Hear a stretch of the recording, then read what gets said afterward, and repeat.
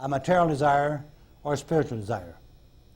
Unwrap your desires and put your desires up on the right side near the health and happiness and success books.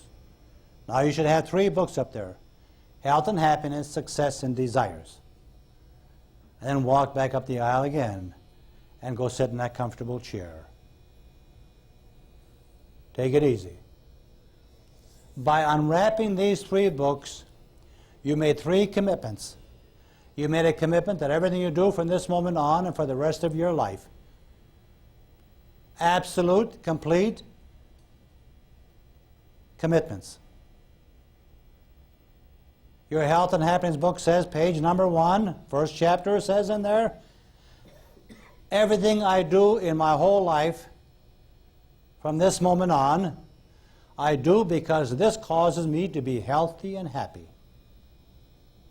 And when your subconscious mind meanders through that book and says, yeah, that's right. It says in a subconscious mind, never allow me, nor never cause me to do anything that for me is unhealthy or makes me unhappy. Your commitment is absolute.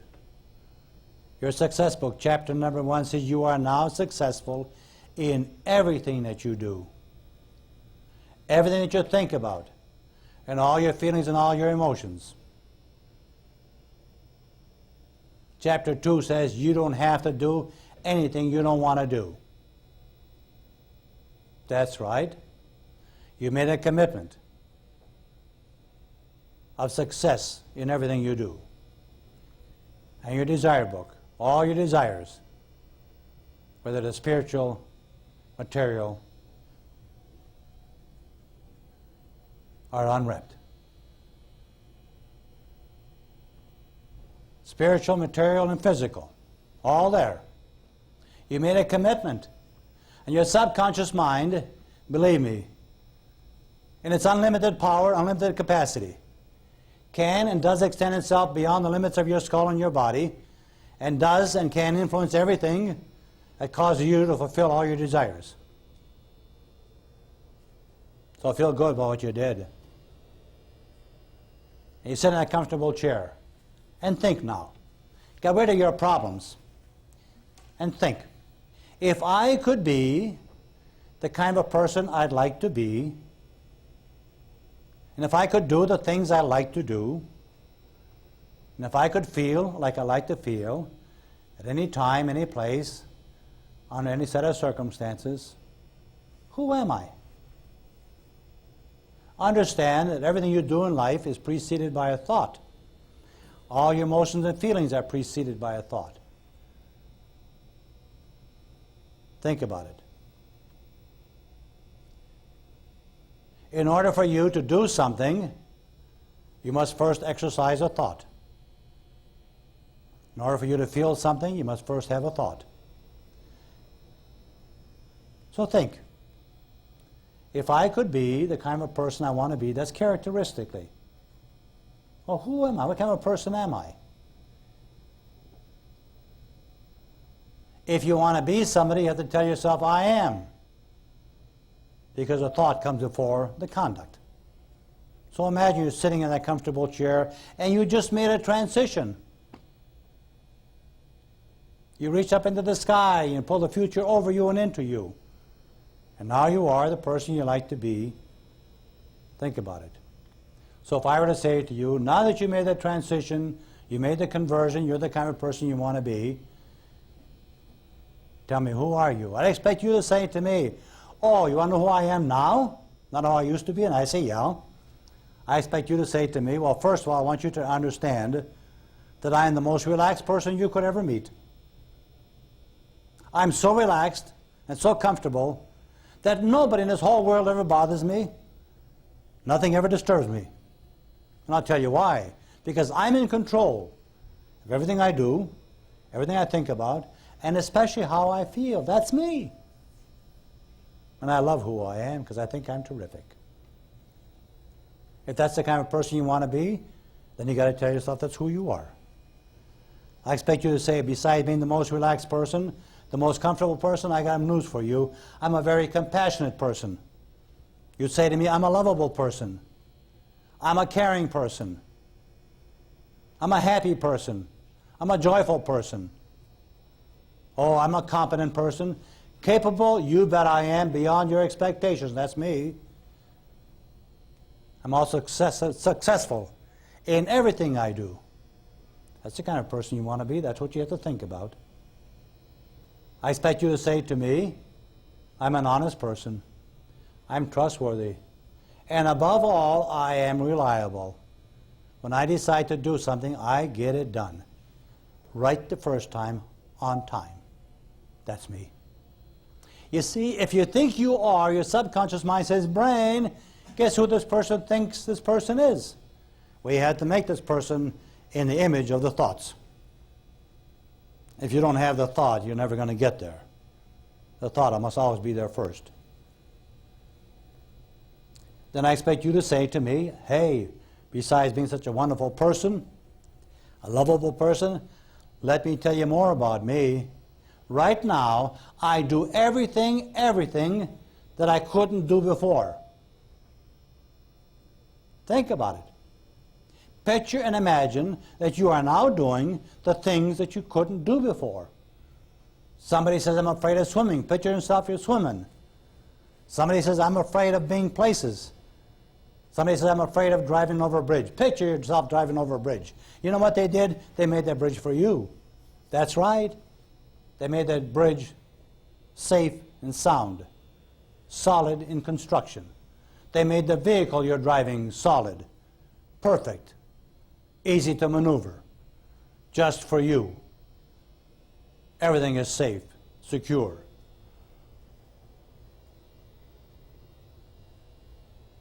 Those of you who said, I can get rid of my smoking.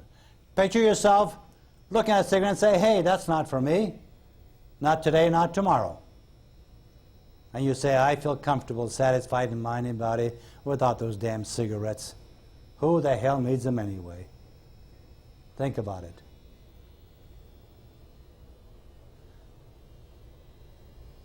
Picture and imagine you're doing the things that you couldn't do before. And believe me, enjoy every minute of it. Yeah, secure, satisfied, and totally relaxed.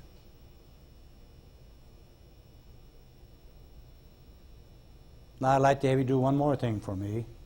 I'd like to have you picture and imagine you getting out of that chair again, and you walk around in your library, and as you walk around, as you look around this library, there is a door that's open. How far open it is, I don't know. But it's open, partially open, all the way maybe. And when you recognize the open door, just nod your head, yes, I see the open door. Now look close by, there's a door that's closed. You go and find that closed door. When you recognize the closed door, just nod your head, I see the closed door. All right. I'm going to tell you what's behind this closed door. You see, when you were a baby, moments old, just barely born, the Almighty stood next to you and spread His arms over your body, and He blessed you. And the blessings landed on your body like angel dust, starlit sprinkles, and covered your whole body with all these lovely blessings. And these blessings entered into your body through the tiny pores in your skin, soaked all the way in. And as the blessings entered your body, they became living cells. Cells that migrated through your whole body looking for things that are harmful, dangerous, and destructive. You see, I call these living cells my friends, my workers, my helpers, my protectors.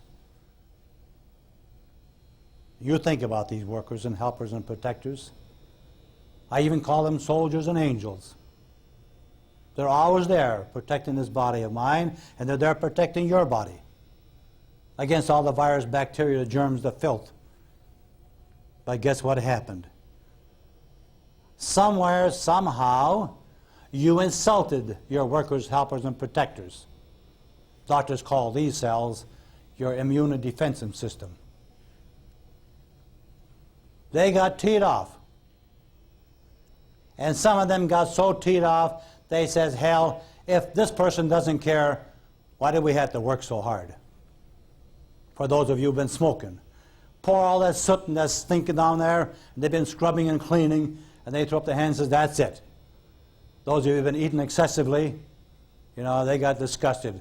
Working and working, get rid of the fatty tissues and everything else, they says, the heck with it all. And those of you who got stressed out and frustrated, those of you who criticize yourself, they says, if they're going to criticize me, I'm taken off. And behind that closed door, yes, that's right, you have an army, a never-ending number of your workers, your helpers, your protectors, maybe soldiers and angels. And all we got to do is get this door open. Allow your nice little workers, helpers, and friends and protectors, soldiers and angels, to come out from behind the door, into the library, through the open door, back into your body, back to work. You see, they have to know that they're needed and they're loved.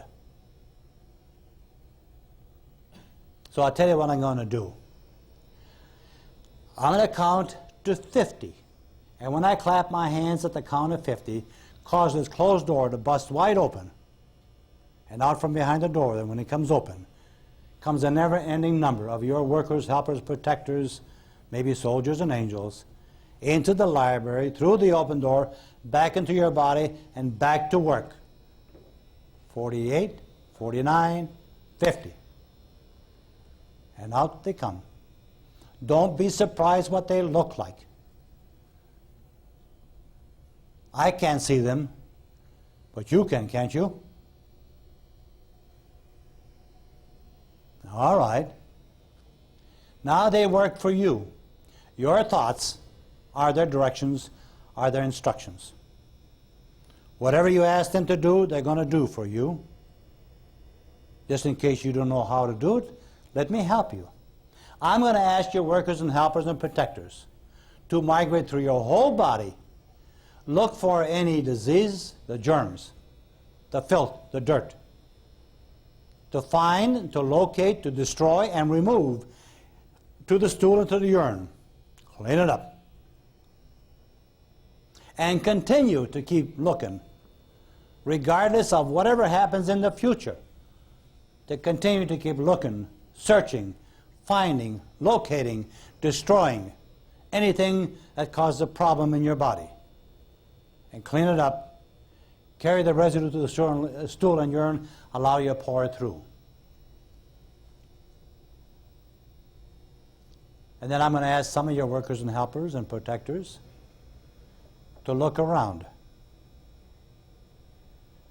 and to tap on every cell, every tissue, every gland. And when they come across a cell or tissue or gland that is hard and should be soft, to break it down in millions of tiny little pieces and pick up the inside and all the residue and take it all down to the stool and the urine. That's right. And to look around especially. You find any gland or tissue, any growth that doesn't belong there, because some places they are. And you thought that they should be there when really they shouldn't. Any tumors.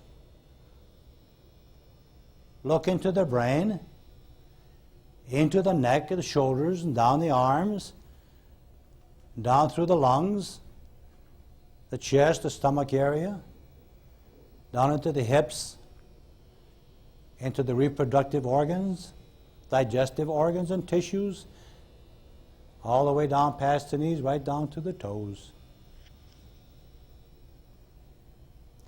Destroy all of the foreign material that's not part of a productive system.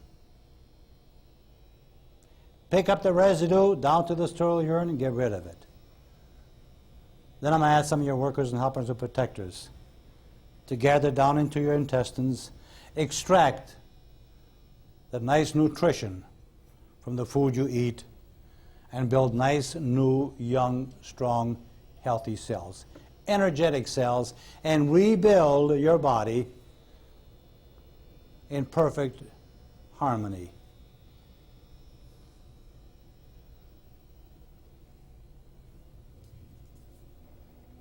If you have a place where you want to send them, go ahead.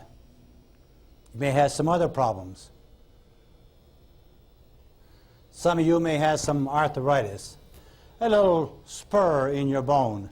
You tell your workers and helpers to go get their files and file the spurs down, chip them down a little bit.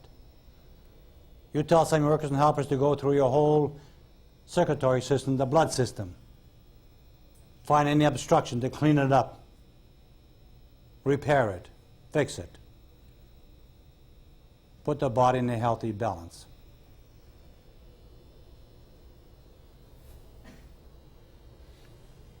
Some of you can send them into the lungs to clean all the soot, the filth that's in there. Turn the inside nice and pink and healthy and strong. You got a problem? Tell them to take care of it.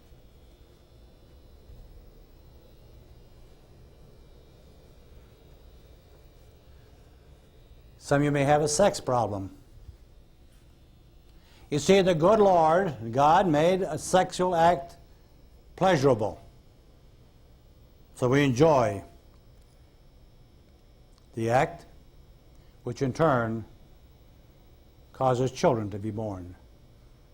He said, I need you and reproduce. I'll make it nice for you. You tell your little workers and helpers to get down into your sex organs and say, hey, come on, do what's necessary for me to experience the sensation, the feeling that I have a need for, a normal, natural body function. Got a problem there? Fix it. Fix it. Any other problems? Go ahead. You take care of it. I'll give you time to do some serious thinking.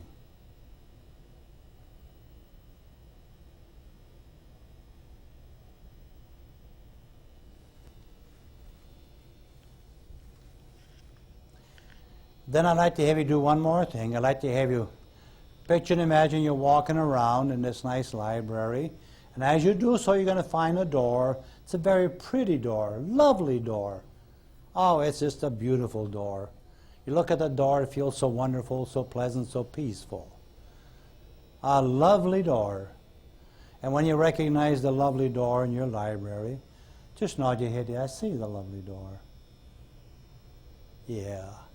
You see, I have to tell you what's behind this lovely door. You see, the good book says that Jesus says to you, ask and thou shalt receive. And he made it convenient for you to ask, because you see what he did. He placed within you and behind the door his image. So all you got to do is tap on the door 3 times. When you tap on the door 3 times, the door opens, and sure enough, Jesus comes out and he says, give me your problems, I'll take care of them. But you have to ask. So go ahead, when you recognize the door, walk over to the door, tap on the door 3 times. Door opens. And when you recognize Jesus, just nod your head, yes, I see Jesus. He said, ask and thou shalt receive. Ask.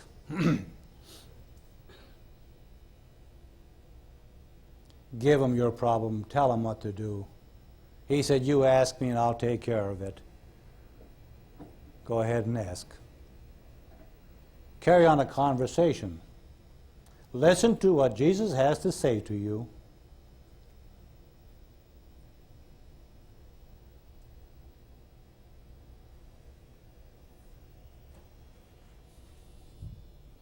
And when the conversation is over, you go back and the door will close. But he's always there. Anytime you get down to the library, and you can always get there, close your eyes, relax your body, and into the library. Walk over to the door, tap on the door 3 times, and carry on your conversation. When the conversation is over this time, you go back and sit in a comfortable chair. Take it easy. And when you're back in the comfortable chair, just nod your head, yes, I'm in the chair.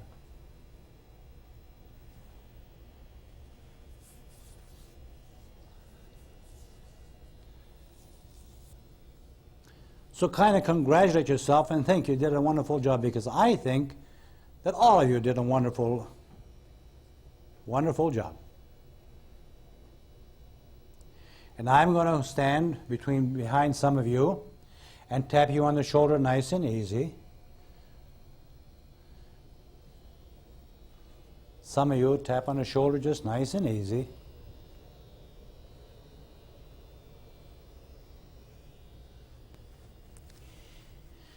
And I'm going to count from 1 to 3. At the count of 3, those whose shoulders were not tapped, the eyelids do open. Those that I tapped when I count to 3 causes you to go deeper and deeper into relaxation, feeling more pleasant, more peaceful, more comfortable, your mind and body. For those who have not been tapped, at the count of 3, your eyelids do open and you alert back in your conscious state. 1, 2, and 3. Eyes open, feeling fine, comfortable. Those of you who I've tapped, eyelids closed, relaxing, relaxing. Those of you who are not sitting in a chair, eyelids closed and relaxing, you might just as well get up and go back to your chairs, nice and easy, and sit down and be quiet. Those of you who have tapped, each passing moment causes you to relax even deeper and deeper, feeling more comfortable, more pleasant, more peaceful in your whole mind and your whole body.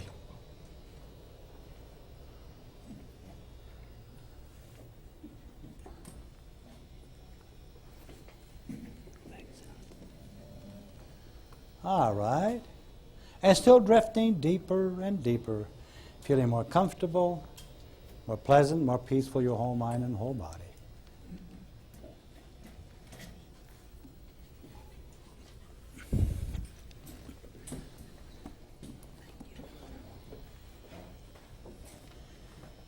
And still relaxing and going deeper and deeper, and deeper and deeper.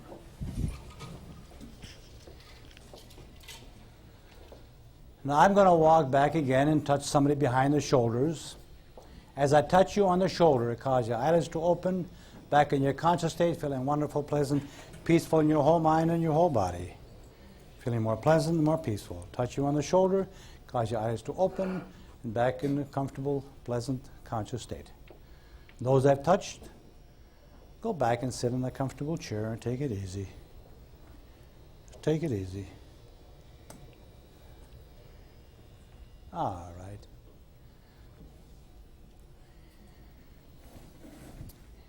And still remaining pleasantly and comfortably relaxed, I want you to open your eyelids.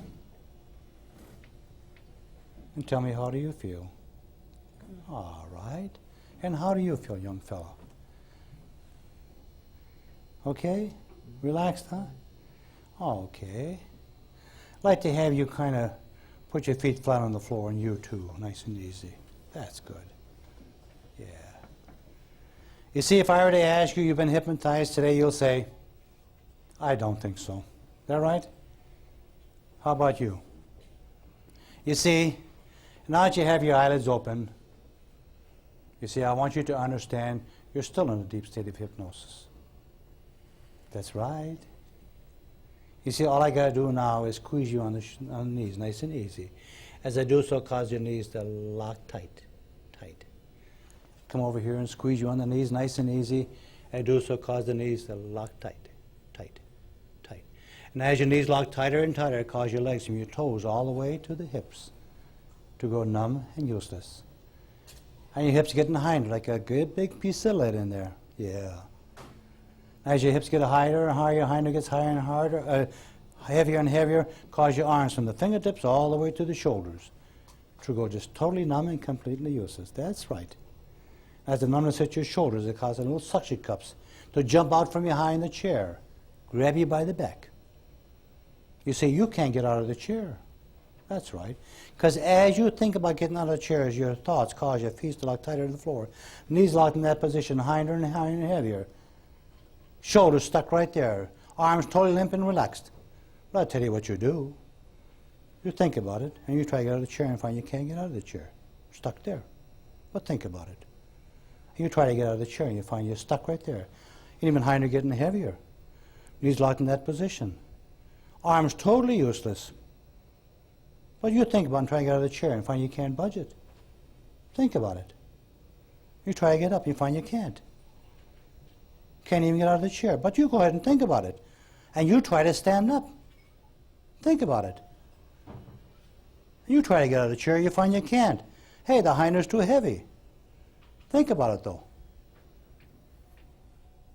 I say you can't get out of the chair. You think about getting out of the chair. You try to make me a liar. Go ahead. Think about it. Good for you. Come back and sit down. But you can't get up. You're stuck right there. That's right. Close your eyes. I'm going to count from 1 to 3. The count of 3, your eyes do open. You alert back in your conscious state. 1, 2, 3. Okay, you can get up and go. Sit in the chair. Stay right here. No, you go. Stay right here. All right. All right. Tell me, young fellow, when I said you tried to make me a liar, what did you think about? Pardon? Standing up. Yeah. You see, if he thinks he can stand up, he's going to stand up. If he doesn't have a thought, he's stuck there. You see, I wanted you to see where somebody can reject my suggestion. Let me tell you something about you.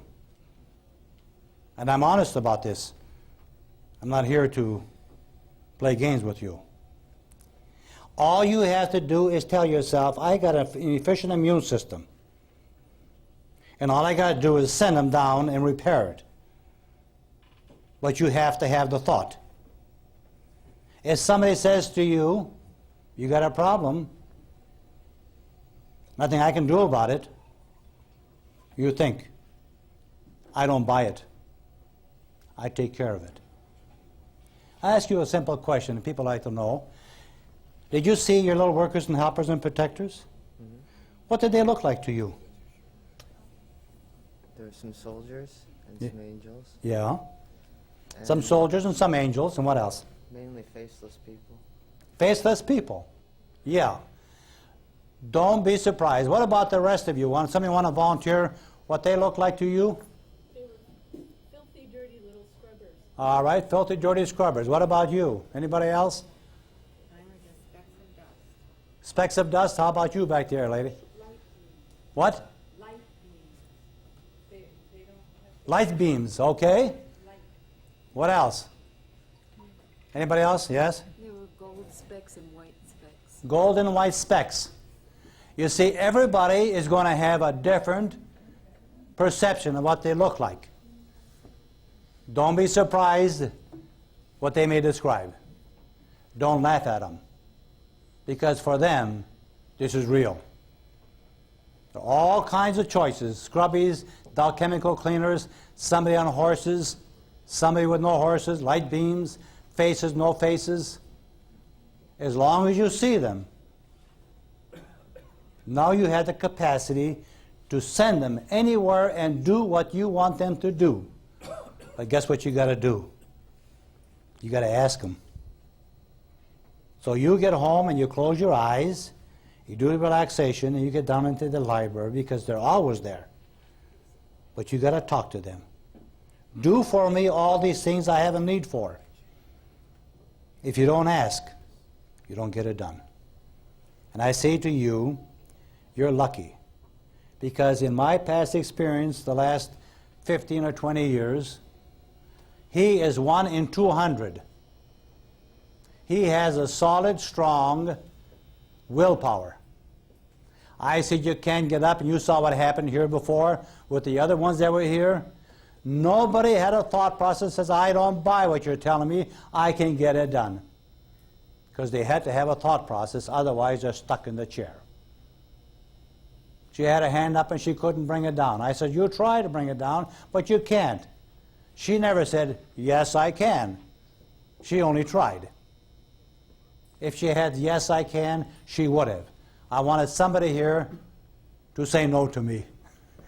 I want you to understand, you see, if they do something that in the test, and if everything else, they could quit counting at 95, you know they're a good subject. If their arms are limp and their lips open up and they're like this, they're good subjects. But you don't take away their willpower. You never do that. You don't think for them. So you say, you try to make me a liar. You challenge them sometimes. Not every time, but sometimes.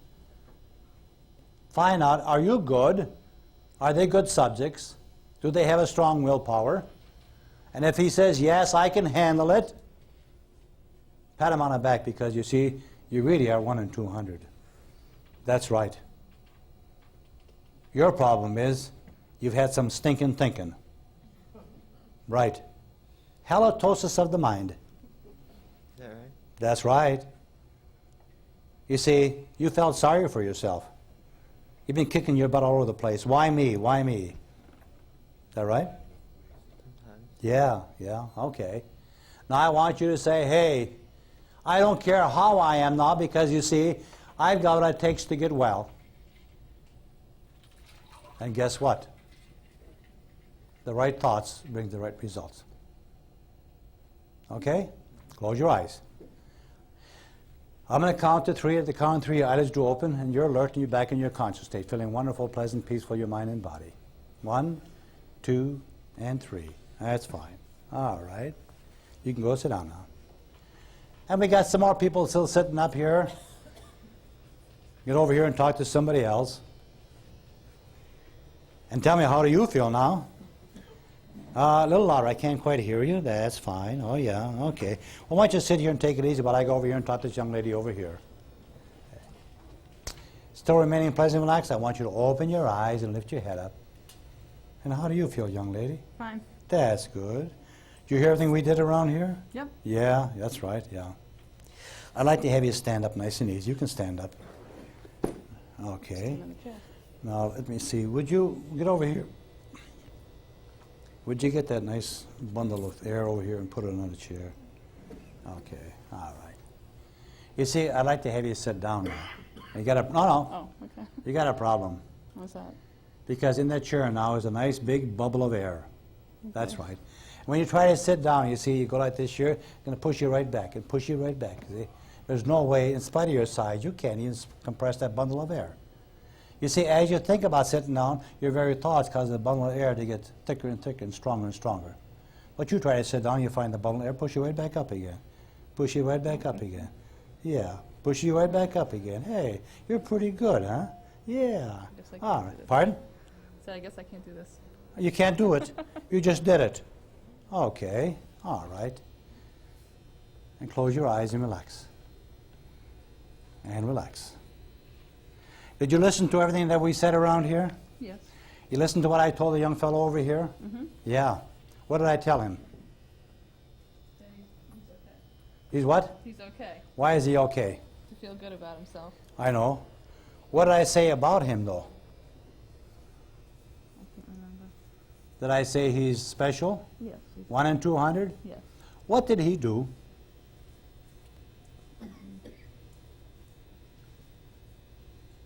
I can't remember. You can't remember. Oh, good. All right. Fine.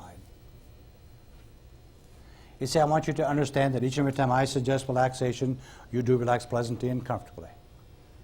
Every time I place my hand above your forehead to you, I'm suggesting relaxation. And when you look into the palm of my hand, cause your eyes to go tired and your eyelids heavy. You're going to find as I lower my hand close to your forehead, cause your eyes to go progressively more tired. Eyelids heavy with relaxation. Before my hand touches your forehead, your eyelids do close, you do relax pleasantly, comfortably, and deeply. Each subsequent time you relax far quicker and much deeper than the preceding time. So still remaining pleasant and relaxed, I want you to open your eyes. Look at the palm of my hand up here. You see, as I look at the palm of my hand, cause your eyes to go tired and the eyelids heavy. And all I got to do is bring my hand down to your forehead, cause your eyes to go progressively more tired. Eyelids heavy with relaxation. Before my hand touches your forehead, your eyelids do close and you do relax. Even relaxes your arms all the way from the shoulders to the fingertips. Relaxes your legs all the way down to your toes. Eyes growing tired, eyelids relaxing and closing, I don't think it's going to happen. closing. And that's fine. All right. Okay. I'm going to count to 3, and I count to 3. Eyelids open, you're back in your conscious state. Close your eyes. That's fine. You see, we don't control their thinking. I wanted her to hear what I said over there. You looked at her, you thought, hey, she's real deep. She's gone, didn't you? About as deep as anybody here. And she heard everything we talked about, everything we did. And she understood what I said. I wanted her to hear that. She has the right to think. So when you work with a husband or a wife, you work with them separately. Don't let somebody hear what you're saying to someone else. Because you see, you don't control their thinking. If they hear what's going on, they're going to exercise their own thoughts. And you find you're not going to be successful. Group induction, for me, to get successful is not right. Individual is what you need. The count of 3, eyelids open, you're alert, back in conscious state. 1, 2, 3. Okay, go back and sit down. All right. Oh, wait a while. Sit down a minute. I want to talk to you. You were totally relaxed, and you sat down there, and when I said, would you nod your head, I didn't see anything move. Well, when I got really relaxed, and then you did the bubbly thing, and Yeah. I got all confused. And then when I was supposed to count, you didn't say when to, so I never counted, so I All didn't right. get confused. Okay. Did you get into the classroom? Yeah, I did, but I really couldn't visualize writing and erasing. Okay. Did you get into the library? Yeah, but when I really didn't, I wasn't sure if like I'm supposed to see words on the book, but when I took a book down, I couldn't see any pictures. Did you see a door open? No, I opened it. What came out, if anything? Nothing. Nothing. Okay. Well, sit down. All right. You see, it couldn't work with her. I didn't see any responses. Did she do this and do that? So if they kind of shake their head and don't shake their head, they're not following you. That's why you have to say, are you doing this? Nod your head, yes. You have to know, are they following you? Because you don't know what they're thinking about. And you watch and somebody shook their head yes and somebody didn't. We had a couple over here, we had some in here, we had some on the end. And some people didn't shake their head yes. I told them, if you don't see what I asked you to see, do what I asked you to do, don't shake your head yes. Because I want to know, are they following? And you recognize in a big group like this, you can't get a response from everybody.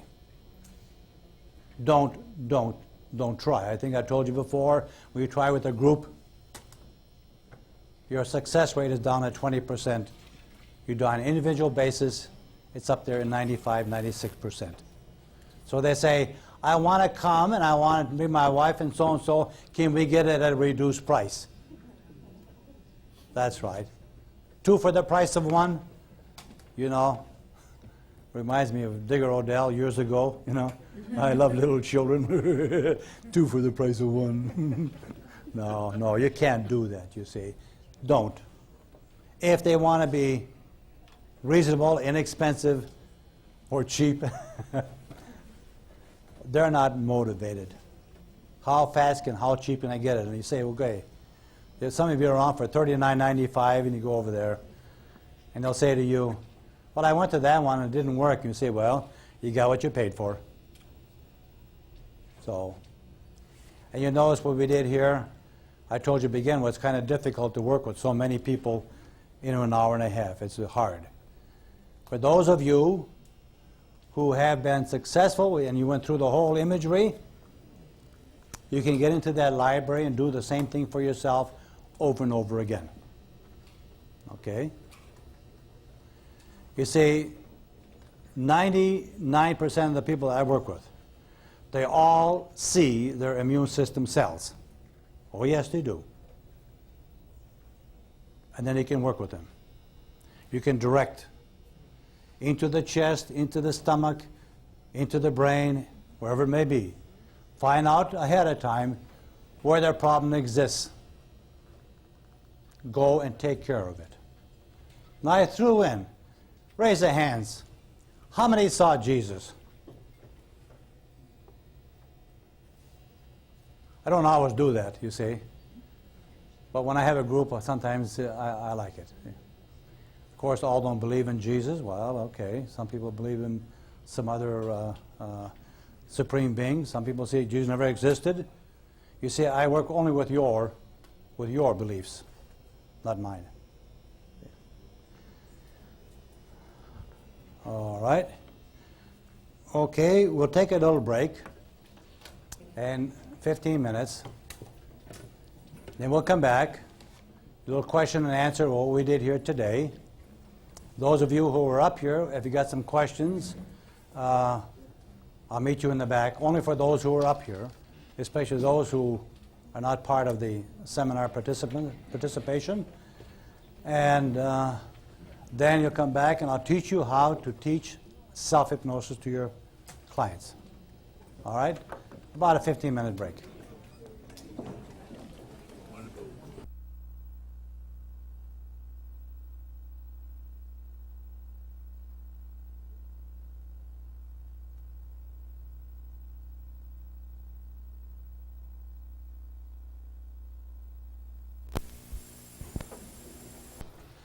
We had some rumble and some feedback of what happened here up in the group.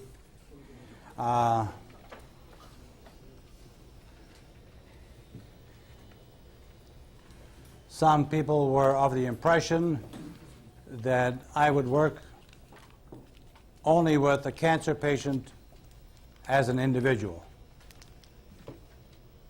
Interpreted my statement that I work with a live demonstration with a cancer patient. Well, I'm sorry for the misinterpretation, and I was a little bit taken back by the number of people that wanted to come up here in a group. I'd hoped that we'd only have those who had real traumatic, like terminal problems. But I wasn't in a position to say, I won't work with you. But when it got so big, I said, you can hear just as well here as over here, you see. We got pretty crowded in here, which in turn required me to spend more time with non-cancer patients, which upset some people. Well, all I can say is if they got into the library and if they did visualize and image the immune system, and they did, I said that's all that it takes, is to get into that system, get the program, get it straightened out, and what leaves now is for that person to continue to function and get the system working. I don't know if they expected to snap my fingers and cure the cancer or cure the problem. That isn't what hypnosis is all about. It's not a panacea that you can take care of all the problems by snapping the fingers. What you have to do as a therapist, and I think you'll learn today, this afternoon, that a group session for therapy in itself is not as productive as it should be, and I think I told you that yesterday or the day before. Working with a group, your success rate begins to minimize. It's like taking all your efforts and scattering them, like a shotgun. Use a rifle straight in. You got more time to visualize and see, are they shaking their head yes or no? Are they following your instructions? Some people, sometimes, even when you're one-on-one, you have to look real close and say, did you shake your head yes? Because it's hardly going to move. You say, a little bit more, please, I can't see it. And then they'll do this. Or you might want to say, raise your finger a little bit, and it'll just go like that. But you have to know, are they following your instructions? So if somewhere down the line you lose them, you got to drag them back. And some people here couldn't. Young lady over here was sitting in the middle, deep in hypnosis, yeah, but sound asleep. She didn't hear half of what we were talking about. We asked her to move the head and nothing moved. And I wanted to find out how deep she go. Did she hear what I was talking about? Was my therapy successful for her? What do you think? I think around, on a scale of 1 to 10, I got a 0. She got totally relaxed, deeply relaxed, sound asleep. Was the therapy there? No. Because you see, if she were here alone, I'll say, are you with me? Are you with me? She'd have to shake her head yes. I have to know, is she following my instructions? And she didn't. So the fact that she became totally relaxed is not the answer. You have to take the thought process and slowly turn it. She said she got into the classroom and she was totally confused with the A, B's, and C's. She didn't care whether she did it or not. Isn't that right? No, I was. It's just that I kept going, and you said that I would get confused and start all over again. I didn't say you get confused. Okay, well, you said you'd have to start all over again to see if you forgot any letters, and I was fine. I just knew every letter, and I kept going. All right. Going, so You see, for her, the stress factor was not manifested. She didn't experience it. So therefore, the deepening technique that you'd have on a lot of these people just wasn't there. So working on a group, like I said before, don't expect a 100% success rate. Every time you add a person, you bring it down. But if you get that person into that immune system, into where they can see the immune system, all you got to do is direct the immune system to do something. The system will do everything, the brain will do everything you ask it to do, but you have to do the asking. That's what you have to do. So the young fellow here, he saw his immune system, and I told him, close his eyes, relax his body, get into that library, talk to his immune system. I am going to tell you right now, I'm willing to bet that $10 bill that this guy is going to cure himself if he doesn't let the doctor and the physician mess up his thinking. I told him the same thing. The doctor says, you know, got a problem, you just think, no, I don't, I'll take care of it. That's all he's got to do. He's going to surprise everybody. But you have to use the thinking. Yes? If his will is due to the fact that he might be very angry, does that make any difference? The question is if his will is due to his angry. Well, he wasn't angry. No. No, not during the course of the session or after the session. Not- It was the woman that brought him here was a little bit upset, see? But Let's say maybe the cause of stubbornness to resist Oh. comes from an anger long ago. I don't think a past anger would get him to say no to me that he can do it. A lot of people, you know, you send them down, you say, look around for your I can't problem book. And guess what? Expect it. It isn't there. Because they say, I can do anything I want to do. Then when you say you can't lift your leg, believe me, it comes up. Another little clue you tie in. If they say there's no I can handle everything. Yes? I sensed from the young fella that had cancer, the anger was, I won't let you help me, I'm gonna prove you wrong. Well, I asked him, I said, you, make me a liar. Yeah, He just decided he was going to. yeah, That's fine. it's fine. I think that this dialogue existed. What that young man was saying was, he was gonna defy you, asking him to sit down, that he was gonna get to stand up. He was not questioning or saying, I'm not gonna get well, et cetera. It feels like there's a little bit of, I think, as a therapist and for other therapists, we get into very risky territory around boundaries in this kind of issue. And it seems as though there's a lot of, and people are just accepting it, a shifting of responsibility on the client that may not be there. And even to say, Michael, I think that $10, this kid will cure himself, unless some doctor gives him another message. I think it's I'm surprised that it's going unchallenged. I'm feeling as though I'm gaining a whole lot from this, right? Yeah. That a lot of the work for me is separating some claims from what I see as real legitimate therapeutic intervention. But it feels to jump in like that and get on this absent kick is very risky for therapists to be thinking and doing. Could I answer that for a second? Sure. I understand what you're saying, and lots of people protest that, and it has to be very delicate. But I know from experience with people with cancer, that doctors often give them enormously negative messages. And it's better to give them the pressure of giving themselves a positive measure than giving those doctors that give them negative measures so much power. I don't question that. I don't question that doctors give that. What I'm saying is, Right. I don't think we can afford to walk in with that assumption. It seems as though there's just sort of an open, oh, yeah, that this is correct, and I think that that's very dangerous. What's correct? That this kid will cure himself unless some doctor gives him the message. I think that's very dangerous thinking. It's just- Well, that's not what I meant per se. But that's what I heard. Okay.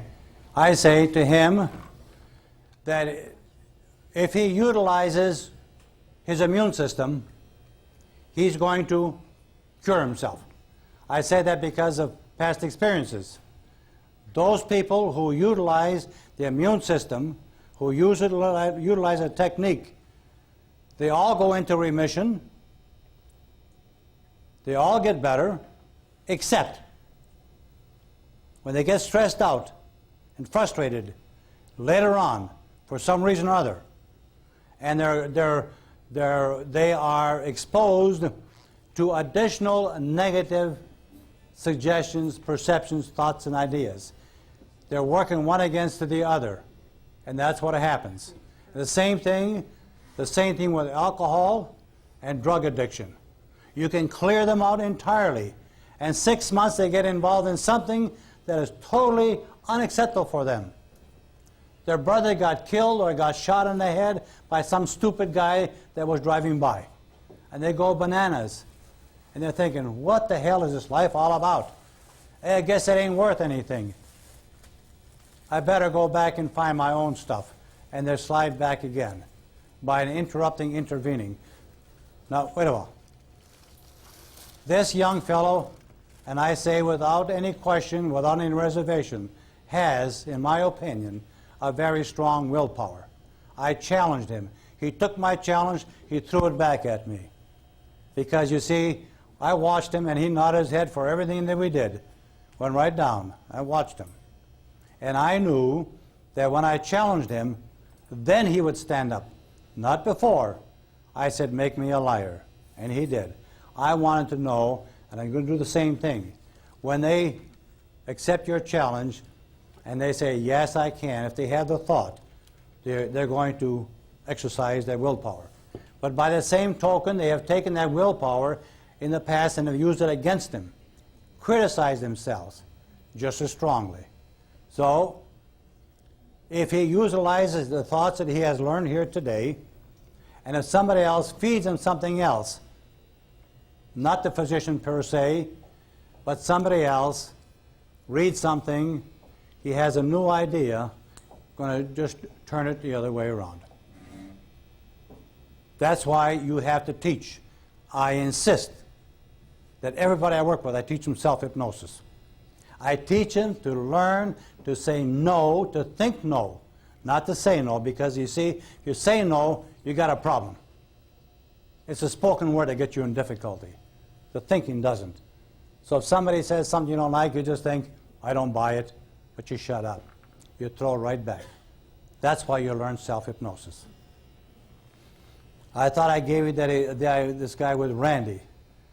His doctor kept saying to him over and over again, you got it, I don't know when it's coming back. And Randy is always in a state of hypnosis. He had difficulty doing things. Nothing wrong with his arm, but they sent him for physical therapy. It was right here. He thought he couldn't. And I said, you can't stand up, you can't do this, you can't even move your legs with the reflexes. By suggestion alone. What happens when somebody else is talking to them when you're not around? So I taught him, I says, if something happens, you don't like it, you just think, no, I don't buy it. Don't say a word. All right, let's get into that. We can talk about this forever. We may not convince one another. Yes? Why did you extend the challenge after you had them open their eyes? Well, the fact that they open their eyes doesn't mean they're out of hypnosis. I wanted to extend the challenge after that. I had her open her eyelids, and I says, okay, now you try to make me a liar. She didn't budge her arm. The fact that your eyelids are open doesn't mean you're no longer hypnotized. I want you to understand this. So you're going to have somebody sitting in that comfortable chair, and you go open their eyelids and say, oh, God, they blew the whole thing. You start from scratch. You don't. If they open their eyelids, just close your eyelids and keep it on going. If somebody says, I have to go to the bathroom, you say, fine. Open your eyes and go. And come back. You don't start from scratch. You start from where you left off. Keep on going. You can open your eyelids anytime in a state of hypnosis. If you say, still remaining pleasantly relaxed, you're still there. But you got to say that, still remaining pleasantly. You're saying, subconscious mind, keep this person in that depth of hypnosis, allow the eyelids to open. That's what I did with her. All right, let's get into teaching self-hypnosis. Okay.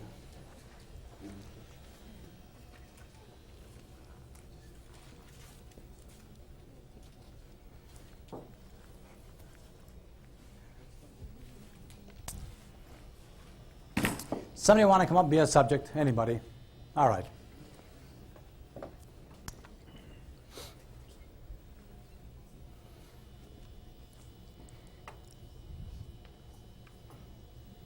All right. You may teach self-hypnosis the first session when they're in a state of hypnosis. Or you may teach them the next session. Doesn't make any difference. So close your eyes. All right. So I say to her, each and every time I suggest relaxation to you, you do relax pleasantly and comfortably and deeply. By placing my hand above your forehead, to you I'm suggesting relaxation. As you look into the palm of my hand, this causes your eyes to grow tired and your eyelids heavy. As I lower my hand close to your forehead, cause your eyes to go tired, progressively more tired. Eyelids heavy, heavy with relaxation. Before my hand touches your forehead, your eyelids do close and you do relax. If they come in for the second session, I put my hand up, I bring it down, causing the eyes to close. I do the progressive relaxation from the eyelids, top of the head, down to the fingertips. That's all. If they are learning self-hypnosis at the first session, they're still hypnotized, I do what I just did now. So the second session, you do an induction and progressive relaxation down to the fingertips. And then I say, after that I say, you know what? Each and every time you put your hands above your forehead, by placing your hands in that position, you're asking your subconscious mind to whisper to the brain to relax your whole body. Then as you look into the palm of your hand, cause your eyes to go tired and eyelids heavy. As you lower your hands close to your forehead, this causes your eyes to go progressively more tired. Eyelids heavy, heavy with relaxation. Before your hands touch your forehead, your eyelids do close and you do relax pleasantly and comfortably.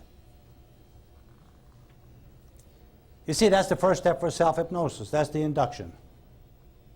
The second step then is for you to relax your whole body. You begin with your eyelids, your eye muscles. By now, they've done it once or twice already. Either this session, or the first session, or if this is the first session. And you concentrate on the eyelids and the eye muscles, and you relax your eyelids and the eye muscles. And then you go to the forehead and relax the forehead, down over the temples to the cheeks, all the way down. And as you spread the relaxation past your hips, down to your thigh muscles, and past your feet, down to past your knees,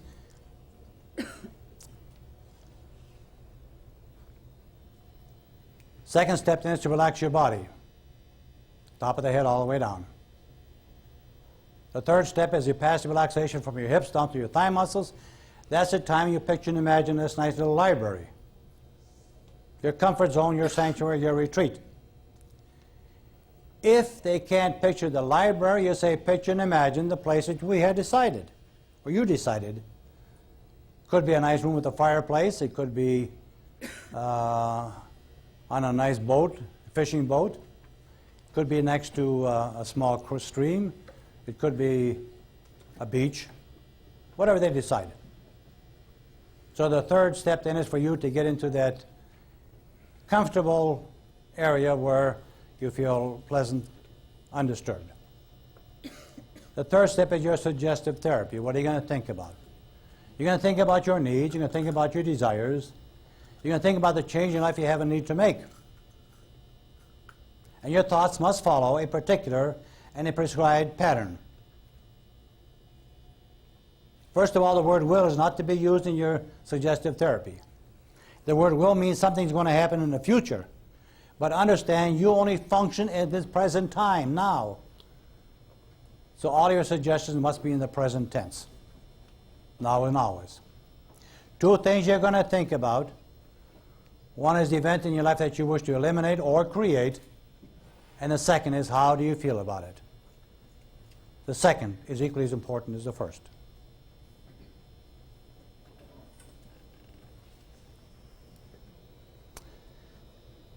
Okay.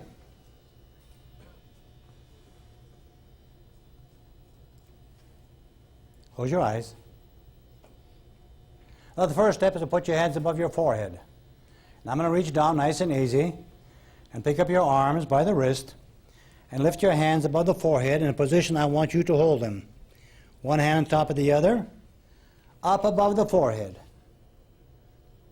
You see, by placing your hands in this position, you're asking your subconscious mind to whisper to the brain to relax your whole body.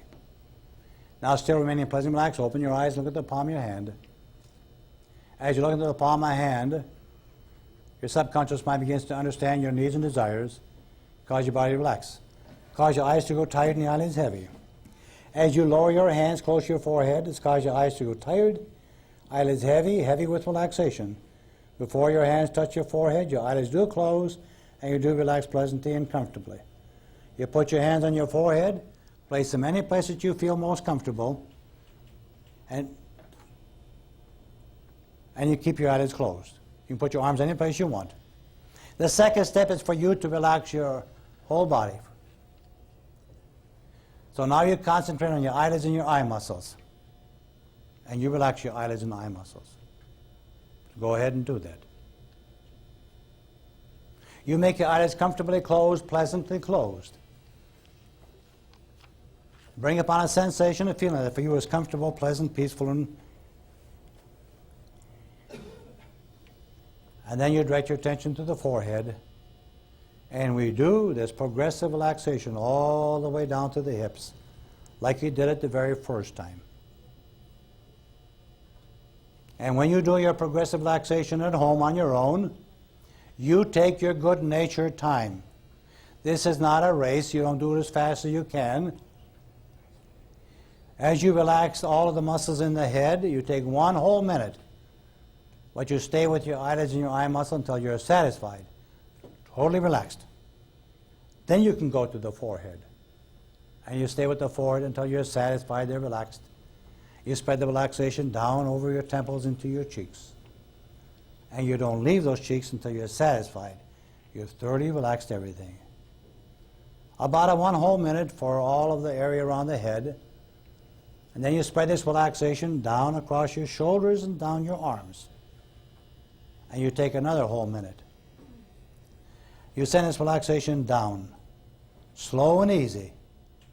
Relax every muscle, every tissue, every nerve, every cell, and every fiber, all the way down, down from the shoulders all the way down to the elbows. Then you spread this relaxation past your elbows again, not only over the skin, but all the way down, down, down, soothing and comforting, resting, relaxing, everything all the way down to the wrist. Then you spread the relaxation past your wrists, over the back of the hands, into the palms of the hands to the fingertips. You spend a second minute on your arms. And then when you spread the relaxation from your shoulders down to your hips, you take another whole minute. Relax everything all the way down through your chest and the back and down to the stomach area, hips, all the way down to your hips. Then as you spread this relaxation past your hips, down to your thigh muscles, that's the time I want you to go to that little comfort zone. The first day you and I talked about the library. You may not be happy with the library. I'll tell you what you do. On your own, you select a place, any place where you like to go to be alone with your thoughts. Someplace you've been or imaginary place. Might want to select a beach, nice warm sand. You feel the sea breeze. You can look out over the ocean. You might see a ship out two out there. Might look in the sky and see a nice cloud drifting by, possibly a bird or two. Feel the nice warm the sun. Maybe you'd like to go for a walk in the woods. As you walk along the trail, you smell the nice fresh air. Feel the breeze and listen to the breeze as it goes through the trees and the branches. Look up and see the sunlight as it dances and flickering through the leaves. You might even hear a small bird or an animal. Might even hear a small stream as it bounces down the rocks on the way down. Maybe you'd like to go into a room with a nice big fireplace. Feel the warmth of the fireplace. Watch the multicolored dancing flames as they flicker. Hear the crackle of a log. Quiet and pleasant and peaceful. You might like to be in a nice bed, your own bed, water bed, have the covers pulled up to your chest and door locked and nice and secure. See, any place you want to go, it's okay. But think about it. A place where you've been, a place where you like to go. And when you have a picture in your mind, just nod your head, yes, I have a picture. I'd like to have you share with me that picture. What does it look like to you? I'm on a rock by the side of a lake. You're on a rock next to a lake. Tell me, is it a small lake or a big lake? It's Lake Champlain. Lake Champlain. All right. When you look out on the water, tell me, what do you see? Anything at all? A few small boats. All right. How big is this rock? It's pretty big. Okay. What's around this rock? Moss. Moss. Any trees nearby? The trees are overhanging a little pool. Okay. Got trees overhanging. And you mark down. Because when you come back the next time, you want to know what the comfort zone is. All right. I'd like to have you picture and imagine that you're sitting on that nice little rock. And imagine that you are now the person you like to be. Think about it. Think about the change in life you'd like to do. Think about it. If you could be the kind of person that is characteristically the kind of person you want to be, tell me, who are you now? Tell me. I'm pretty much me except for one thing. I don't know who me is. I have no idea who you are. Tell me, who are you now?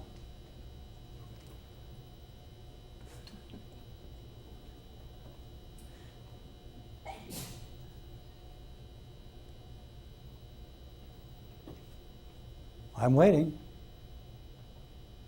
You are now the person you like to be. What kind of person are you? Do you want me to describe it to you? Yeah, tell me. Well, I'm light. You're what? Light. You're light. Yes, I'm a child of God. All right. This child of God. Characteristic. What kind of person is this child of God? Giving, happy. Giving, and you're happy? Tell me more about you. I get things done. Oh, you're successful? Yes. Tell me more about you. I'm successful in my work. I bring completion to things. I'm successful in my work. I bring completion to things. What kind of things you talking about?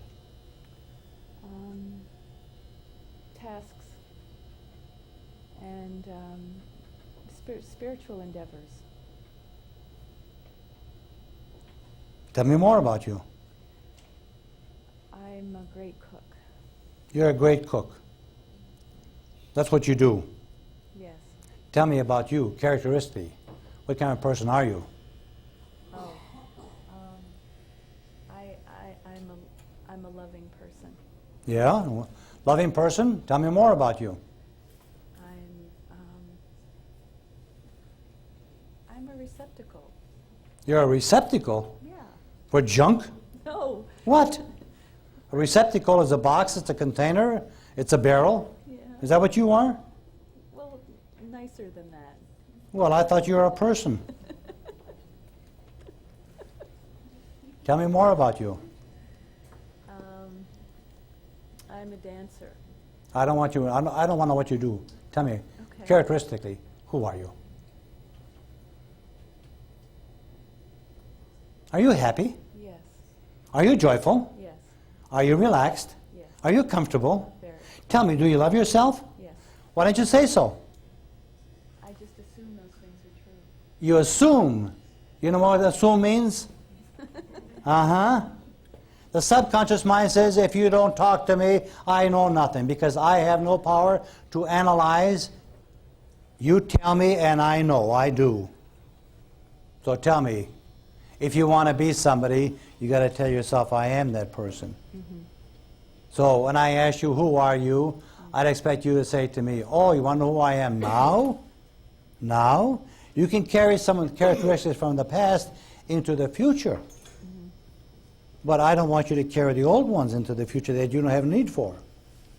You made the changes, so who are you? And you say, hey, I'm the most relaxed person you ever meet. Would you like to be that kind of a person? Yes. Yeah. I'm the most happiest person in the whole world. Would you like to be that kind of person? Yeah. I'm the most relaxed, the most comfortable. I'm in charge and in control of everything I do. Would you like that? Everything I feel, everything I think about. Would you like to be that kind of person? So if you want to be that kind of person, you got to tell yourself, I am. The thought has to be there first before the body responds. Understand that. Would you like to be successful? Yes. Loving? Then tell yourself, I'm loving, I'm competent. You want to be capable? Hey, pour it on. I love who I am. I'm a competent person, I'm a capable person. I told you you're going to have a problem having this person say to you what they want to be. They're lost for words. I'm me. Well, it doesn't mean a thing to me, does it? Because I don't know you. I want to know who you are. I want you to tell yourself what a wonderful person you are. And why do we do that? Because if she says, I am this kind of a person, the subconscious mind says, hey, brain, guess who she thinks she is? We have to make her in the image of her thoughts. Just like we did here before. I say, you can't do this, you can't do that, there's no way you get it done. And subconscious mind says, if you think you can't, we ain't going to let you. You see? Now we get into, what do you do? Now you're the kind of a person, and you do the things you like to do. What do you do? What do I do? Yeah. All the things I described to you before. Okay, so you're a cook, right? Are you a good cook? Yeah, I'm pretty good. If you want to be a good cook, you have to tell yourself, I'm a good cook. If you're a second best, then you're only going to be second best. If you want to be a so-so cook, that's what you get to be. If you think you are, that's who you get to be. If you want to be the best, tell yourself, I am. It may not be true, understand this. I told you, I'm the biggest liar. I tell people that there are all these good things. If they don't say no to me, that's who they become. Because that's what's in their mind. I am. Your subconscious mind says, if you think you are, we'll make you that way. That's what happens. You see, we can inhibit body function by demonstration. And that which is responsible for its original conduct and action, we can make it less efficient. And understand, if we can inhibit, why can't we enhance it? Because people think it's impossible. And I say, it's easy. if you have the right thought. So you tell yourself, yes, I'm a good cook. As a matter of fact, I'm the best cook I ever know. Because every cookbook that I read, I remember every cookbook, may not be true. And I mix these ingredients, and you know what, to my perfection, and they're good. As a matter of fact, I'm the best cook around. Are you a student? Yes, I will be in the fall. All right. She will be going to school in the fall. She is a student. We're all students. We all learn every day. You don't have to be a student in an establishment. You can be a student in the life of experiences. Yeah. You see, I learned something here today. Every time I go to a seminar, I'm a student. I learn every day. We all learn every day. So I'm a student, and I'm the best student. And every test that's given to me in my classroom, I pass every test. Because for me, there's no test that I'm unable to pass. And some people come to you and they say, hey, when I get into that classroom and I want to write that test, you know what? I sit down in that table or that chair and I go bananas. I draw a blank. I can't write a test. If they think they can't, that's right, they can't. So I'm a good student. I pass every test that's ever given to me. Why, it's easy. If that's your desire. You see, all I have to do is read the question. When I read the question, that causes my subconscious mind to gather all the information necessary to truthfully and fully answer the question. And all I have to do is pick up the writing instrument and touch the writing instrument onto that paper. As I do so, it causes my subconscious mind to feed all that information down through my arm and onto the paper, and I write every answer to every question thoroughly and completely. Me? I'm an A student, the best. And you'd be surprised how it happens. I told you about the guy from Boston here in the bowling alley. Did I say that to you? Yeah. Took 4 tests and didn't know what he wrote, and he wrote A, got an A in all 4 of them. Because I said this is how he does it. You see, I allowed him to access the memory bank. He put it in, and I showed him how to get it out. He put it in, he says, I can't get it out. He couldn't. I showed him how. That's what you want to be? You want to be a baseball player, basketball player, the best? You can make them if you want, if that's what they want to be. You see? You want to be a mother? I'm the best mother in the whole world. If you want to be that, that's who I am. If that's who you want to be, put in only what you want to be, the things you want to do. I'm the best in what I do. Then in detail, you're specific as to what they do. Picture and imagine yourself doing something. Picture speaks 1,000 words. Subconscious mind says, I read the picture, I hear the voice, I get it done. So the third step then is your suggestive therapy. And then when you're finished with all the suggestive therapy along the lines I suggested, step number 4 is to say to yourself, I'm going to count from 1 to 3. The count of 3, my eyelids open. I'm alert, back in my conscious state, feeling wonderful, pleasant, peaceful mind and body. Then all you got to do is think the numbers. 1, 2, and 3. To count the 3, eyelids open, and back in your conscious state. All right, that's what I do. And I say, okay, now that you know how to do it, go ahead. Put your hands above your forehead, the position I held them. Look in the palm of the hands. Slowly bring the hands down, causing the eyes to go tired, eyelids heavy.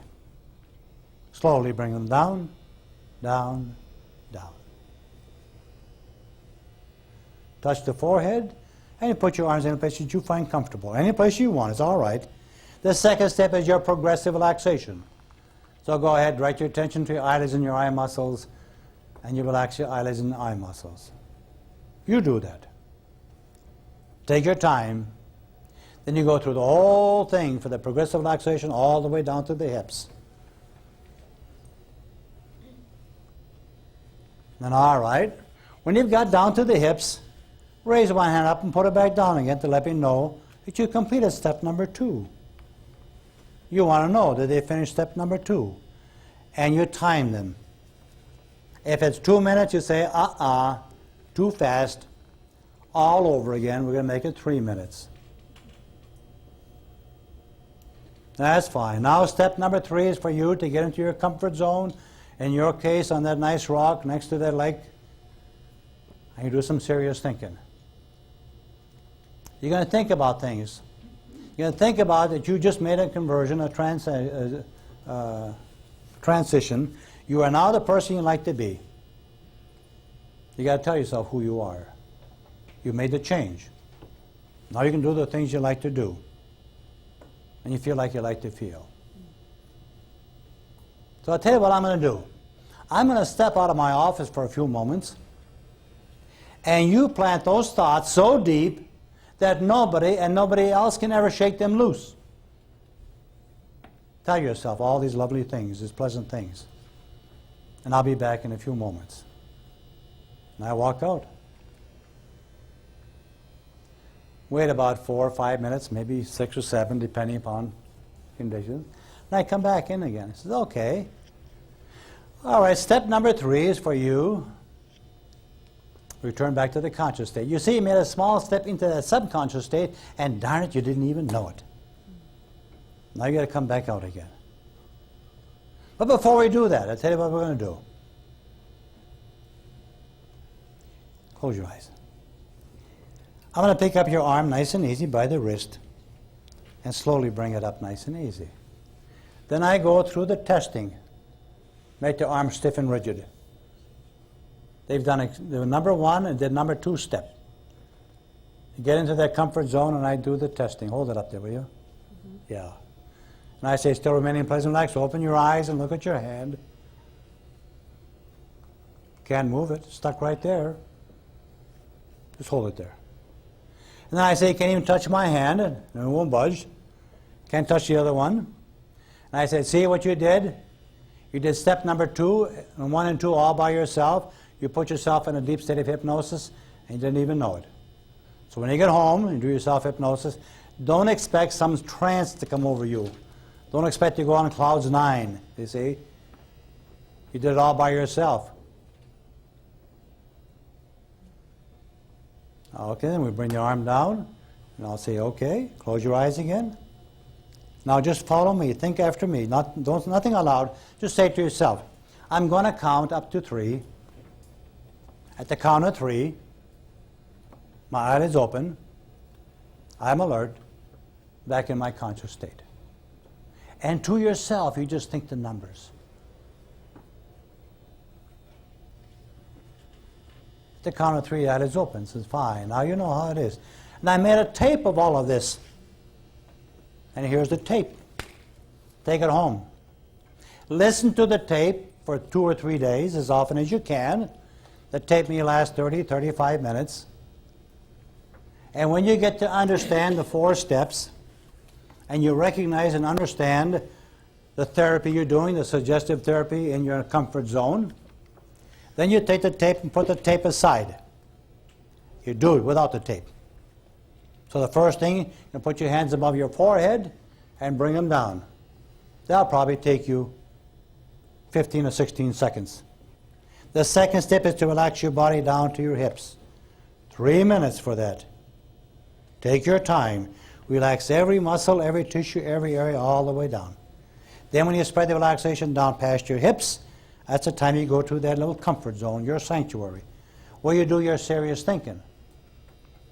At least 2 minutes, maybe 3.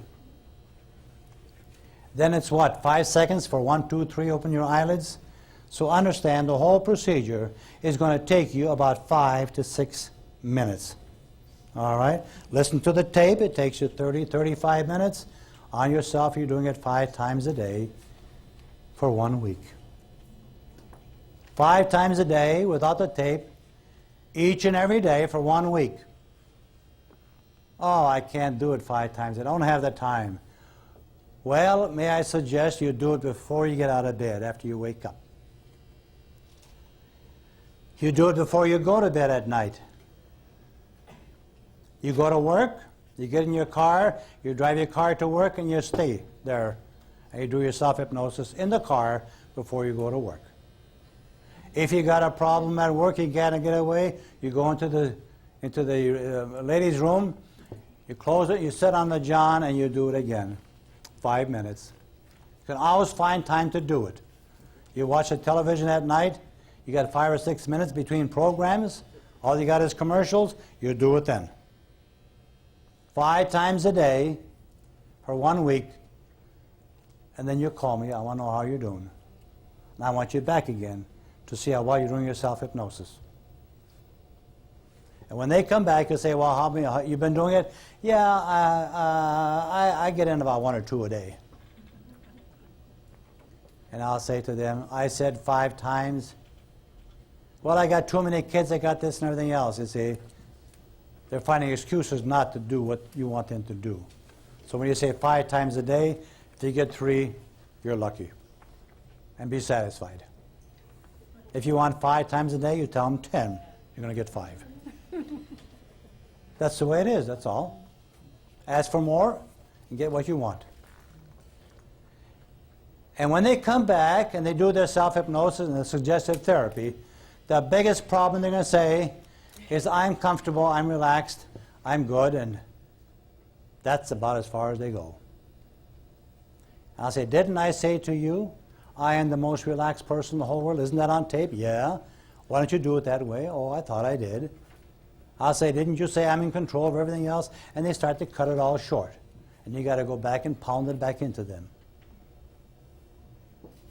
You got to teach them again. And you say to them, if you don't do it 5 times a day, you just wasted your money. Please. If you do the job right the first time, you're looking at over 90% success rate. And the reason why you're not 100% is because, you see, they didn't follow through, like you said, with their self-hypnosis. Come on now. I asked you, you paid for it, please, let's get it done. I want you to come back next week. I want to see how well you're doing. Don't bawl them out. Don't kick them out. Bring them back again. A lot of people need more help than they anticipate.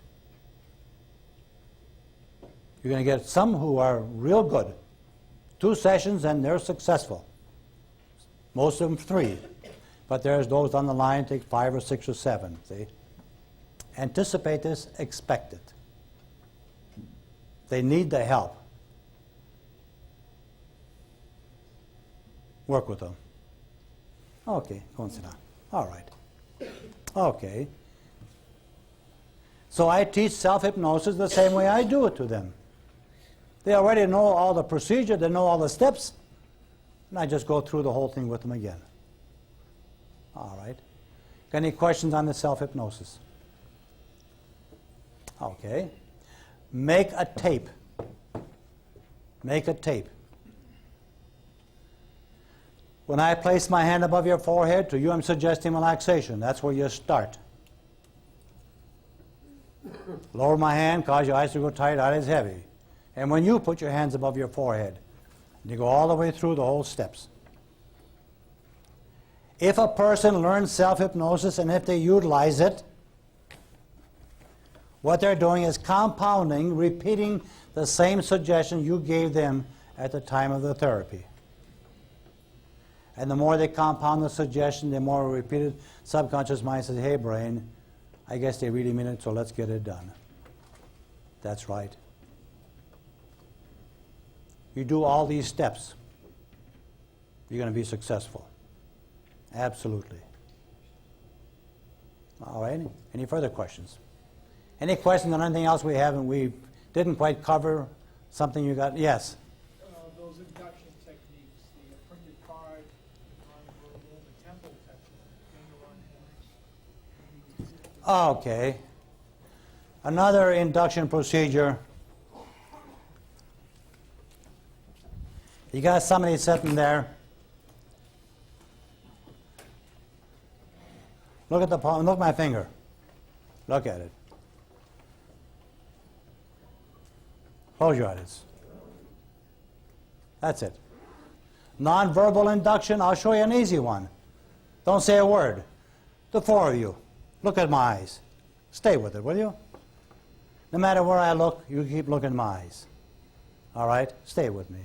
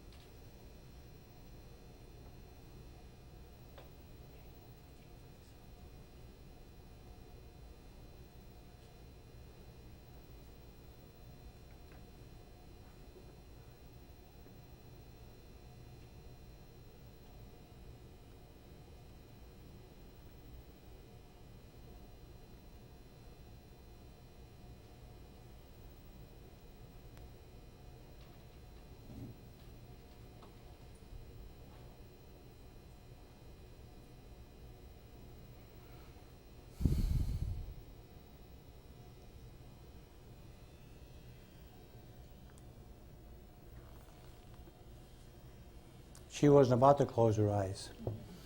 Pardon? Nothing happened to her. Her eyes were closed first, hers second, and hers third. She kept fighting, and I kept going like this. Didn't say a word.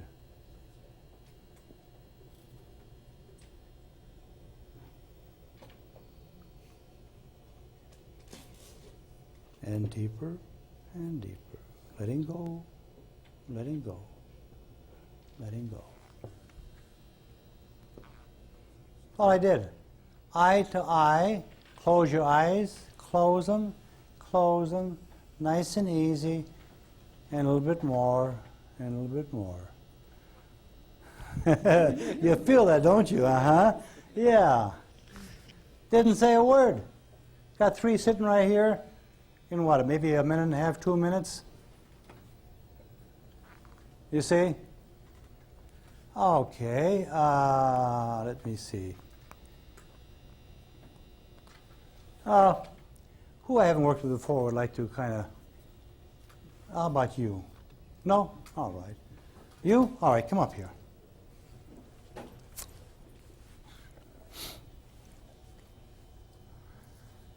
Stand right here.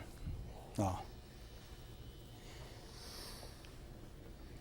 Look at me. Turn this way. Turn to me. Tell me, do I have your permission to hypnotize you? Do I have your consent to follow each and every one of my instructions? Okay. All right.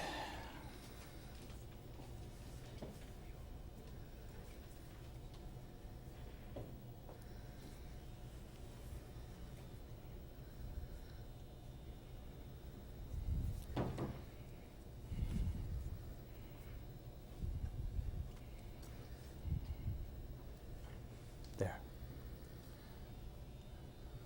Look at my finger. Stay with it. Stay with it. Stay with it. Look at my finger. Eyes growing tired. Eyelids relaxing, relaxing, relaxing, relaxing, and deep asleep. And deep asleep. Letting go, letting go. Just relaxing. As your arm swings, it causes your whole body to relax. Like a pendulum, letting go, relaxing, relaxing. Yet legs stiff and sturdy, holding you from the toes all the way to the hips. Rest of your body going limp, limp and rested and totally relaxed. And as your arms relax back and forth, it sends you deeper and deeper. More relaxed, more comfortable, more pleasant, more peaceful, your whole mind and your whole body. The whole body, just relaxing deeper and deeper. Letting go, letting go. And gently touch you on the shoulder, nice and easy. As I do so, cause the shoulder muscle to go stiff and rigid. All the muscles of your back growing stiff and rigid. And sending the rigidity all the way down, down, down to your legs. Standing up straight, so nice and easy. Stroke your back, cause your arms and legs, the whole body. Stiff and rigid, strong and sturdy. Like a board. All the way from the top of the head down to your toes.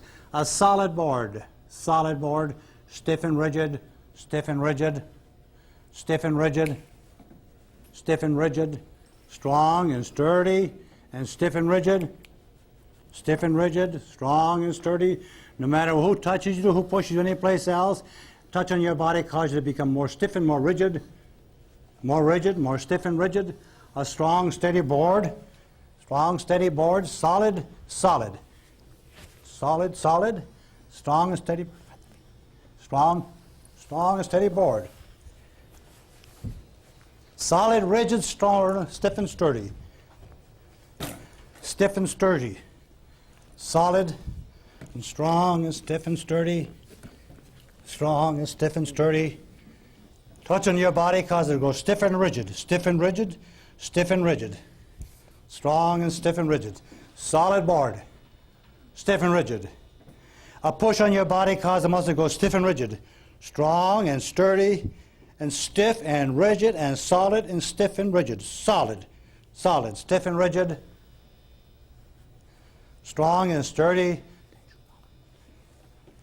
Get a chair. Stiff and rigid.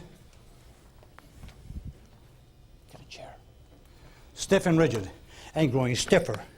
Solid 4x4s. 4x4s. Hey, 4x6s. Strong and sturdy. Stiff and rigid. Stiff and rigid. Stiff and rigid. Step on the leg and both legs. Stepping on you, stiff and rigid, strong and sturdy. Strong and sturdy and strong and sturdy. Get over. There. Okay. Pick him up.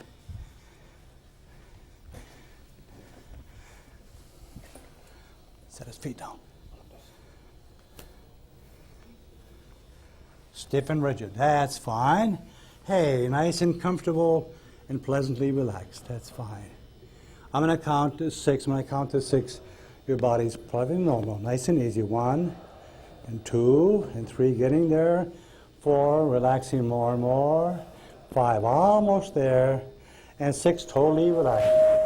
Relaxed, comfortable, relaxed.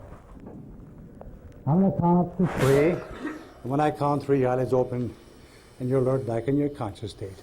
1, 2, and 3. Hey, let's give this guy a hand. What were you up to? I don't know.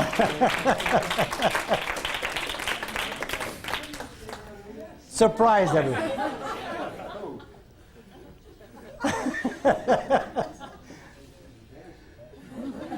How long did it take? I never met him before, never worked with him at all. And I said, somebody, anybody? He put his hand up and I says, come up here. He got so stiff and rigid by what? As I rub your back, this causes. I head up on the board, I do something or say something, and it causes with the result I'm looking for. Pretty stiff, wasn't he? Yeah, solid, huh? Yeah. Laid him across the chair. What do you weigh? Almost? Give us a, for instance. 120, all right. 120 pounds on one leg, just about. Is that right? Yeah. Did I hurt you? No. No. I could feel someone standing on me. I only weigh 145. Understand what we just did if you can really comprehend this thing. If I were to put him here without hypnosis, without the therapy, why his leg would give away and he'd fall on his butt. That's right. But what did you do with his hand? I've got a bad leg. What did I do with his hands? What, I hypnotize him? That's my secret. And I'll share my secret with you. The hand had absolutely nothing to do with it. I said, let me feel, and he thinks I'm doing something here, And he's thinking, what the hell's going on here, you see? I make believe, and it's got nothing to do with it. And all I do is hold his hand, and bring it up, and he's thinking, what the hell's he doing? And I got my finger coming in his eye. Distraction. And he's got his mind on two sections, and his eyes start to flicker and flicker the closer it came, and I said, relax.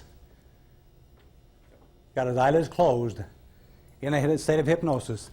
And for him, he went pretty deep right away. Good subject. Excellent. Other subjects, may take a little bit longer. This is what I did to the guy at that convention. I said, you can't lift your arm. Same way.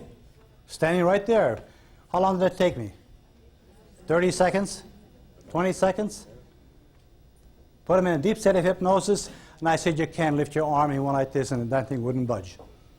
Deep in hypnosis and never knew it. So understand, you see, if we can do that, make his body so strong and so sturdy that he can do all this, why can't we enhance other parts of his body, other functions, other symptoms? Okay. All right, while we're kicking things around, well, you want to take half of those certificates and pass them around. David's going to call off your name. Mitzi's going to call off the name. We have 2 certificates for you. One is a certified medical hypnotherapist.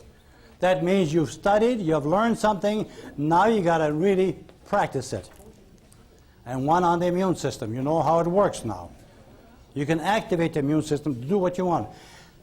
The message has to be clear and concise and perfect. You see what I did with him? Body relaxing. I said, but from the toes to the hips, body going strong, because I could see his body relaxing, and in probably 30 seconds, he would just go limp and fall on the floor. I didn't want that. So I got the legs stiff and rigid, while the rest of the body was relaxed. Then I thought, oh, well, we'll do something else. We'll give a little demonstration. I haven't done this in years. Yes? You work with a client who's blind. Pardon? Blind. A client who's blind. Didn't hear you. How do you work with a client who's blind? Who's blind? Well, you have to give the person some instructions ahead of time. When I touch you on the shoulder, that means I want you to relax your body. When I touch you on the shoulder, I want you to relax the rest of it. And you can go ahead and do the whole thing. You don't have to have them looking at you. Nothing to read or so forth. And you can do this. You see? Okay. If you have somebody that can't hear, and then you put it where they can read ahead of time. When I touch you on the shoulder, you relax your shoulder. I touch you on the shoulder, you do something. Touch you on the forehead, you do something. Can't hear you, but when you do the touching, you're going to be thinking about something. So you do that by their thinking. I have a gentleman, and I think he's in Elmira, Ohio. And he's blind. He's a therapist. His success rate is fantastic. And he just goes about and touches the people. He doesn't know if they're totally relaxed. He can't see anything. And he's attended 3 of my seminars. And the last time I think we were in Ocean City, Maryland. And he and his wife took Mitzi and I out for dinner. And we sat there. Eating his whole dinner, we're talking. Never considered him to be blind. And he kept telling me what he does and how it works. A blind therapist, successful in smoking and weight and stress and everything else. How do you like that, huh? Surprised me. All right. If your certificates are not exactly the way you want them, let Mitzi or let me know. We'll correct them and send you corrected ones. Yes? When you take somebody to the library and the image that they have is a little fuzzy, they don't go through things quite as precisely, are they still having an effect? Yes. Yes. That's true. If you do the test, if the test is to the point where they don't contradict your test, if they can't lift a leg, You see, you must do the test. You have to know, is the subconscious mind the boss? The imagery will be lousy. But you're always talking to them. You're saying, do, do, do. Relax, relax, control, control. And when you do the testing, if they're there, okay. And if you don't do the test, and if they see what you asked them to see, then you say, you're successful. I had some flack here. I said, if you got to that library, and if you did see a door open, and you did see your immune system cells, and if you talk to your immune system cells, that's all you have to do. You send the right kind of instructions, do for me these things, and I'll tell you, they're going to get it done. They're going to get it done. That's right. Okay. Next question. What causes people not to respond? For example, I didn't respond to you and I didn't respond to the group. Why? Why didn't you respond? Right. Because you didn't intend to. I looked at you and I knew you weren't going to close your eyelids. I'm just so tense I can't do it. Yeah, she's so tense she couldn't do it. So you're going to get somebody comes in, you say relax, count backwards from 100, and you go 199, hold it right there. They're not motivated to do what you want them to do. Or you're not authoritative enough. I always say, don't push anybody, and don't snap your fingers at some women especially, because you get in trouble, you see. So for her, if she's tense and not okay, I'll say, okay, close your eyes. Keep them closed, okay? Can you do that? Mm-hmm. All right. Can you concentrate on your eyelids and your eye muscles and relax your eyelids and eye muscles? Can you do that? Can you relax your eyelids? Talk to me, will you? A little bit. Well, can you do a little bit more? A little bit more, maybe? Well, come on. There are your eyelids. You're the boss. I can't relax your eyelids, so why don't you go ahead and do that? Don't wait for me to do it, because I can't do it. But think about those eyelids. Come on, make those eyelids comfortably closed, pleasantly closed. That's right. I'll tell you what you do now. You relax your cheek muscles, too. Come on now. You make those cheek muscles limp and loose and rested and relaxed. Go ahead. Come on, let go. A little bit more. Come on. You don't have to move your legs to relax your cheeks. Come on now, just relax your cheeks. Then your jaw muscles. Come on, relax your jaw muscles. You're getting there. Your chin and your lips. Come on, let go. Let go. That's it, you're getting there. Open your eyelids. You see, for you, it's going to take a little time. Yeah. Yeah. I got to coax you. You come up here a minute, I'll show you something. Well, I think that quick induction yesterday really disgusts me. What? That quick induction that you did on me Yeah? yesterday has really made me extremely tense, and I can't seem to get rid of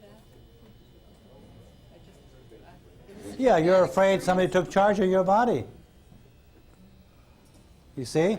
She said a quick induction tensed her up. Yeah, she thinks I took charge. That's why I say, don't do that quick induction when you're doing therapy. You're going to mess it up.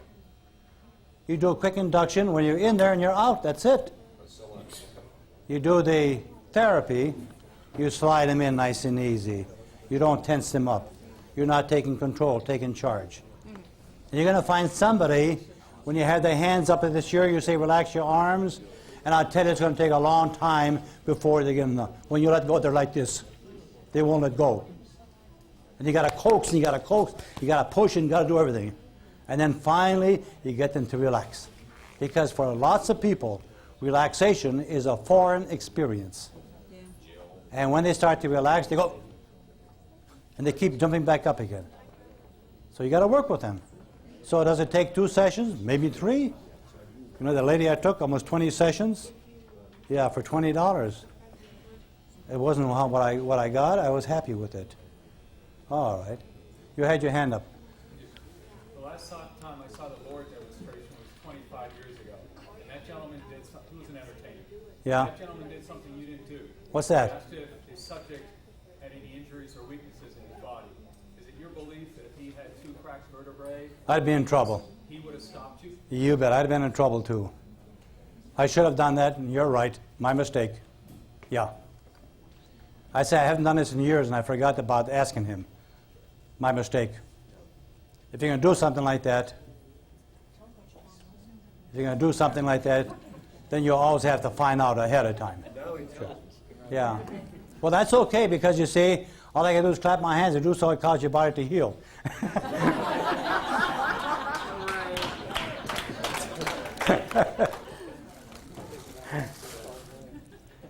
All right.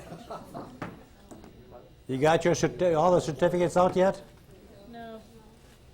Not all of them. Come on, let's pass the certificates out. Come on. Pass them out. Got to get the rest of them out here. Beatrice. Beatrice. Beatrice. Yeah.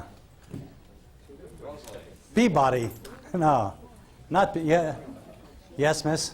You got a problem? No, it's just that you said one could have a claim. It's misspelled. It's for Richard. Okay. But it's no big deal. What is wrong? It's just the spelling. It's F-R-A-N-C-O-I-S-E, and Richard has an S. F-R-A-N and what? And it's, the N is missing in Francois, and the Richard doesn't have an S. Richards. Should be Richards. Okay.